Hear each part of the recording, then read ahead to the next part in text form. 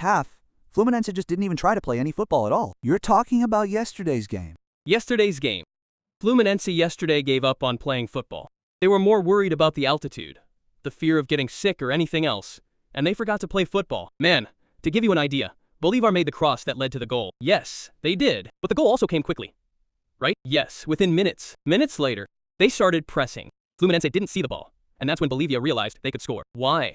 Because Fluminense was standing still, man. Fluminense was just standing there, watching Bolivia from side to side, conserving energy. God knows what strategy Zubay Diaz was using, but that's the feeling I got, and some Fluminense fans I had the opportunity to talk to felt the same. Fluminense gave up. They understood that the altitude was really detrimental. Playing at altitude isn't easy. You guys who have been field reporters, who have covered games at altitude, know that it's already complicated for those on the outside. It's tough. It's difficult. Imagine for the guy who's there moving, running, and everything else. And to make matters worse, in my personal view, besides Fluminense doing what they did, the way they acted of not wanting to play in the first half, in the second half, there's a terrible sending off. It's bizarre what Bernal did there.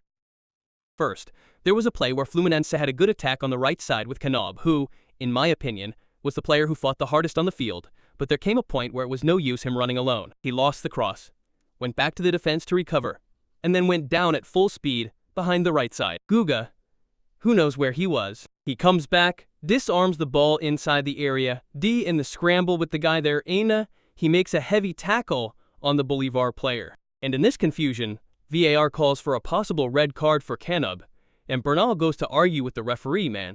And he argues with the referee, clapping. He gets a card in this argument. Yes, he already had a yellow. He clapped for the referee. Then the referee goes there and says, it's normal. I'm not going to send him off. Then he claps for the guy. Oh, the guy looks at a yellow card and already had a red keep. The headline on Go Fluminense is unrecognizable at altitude, living a dramatic scenario.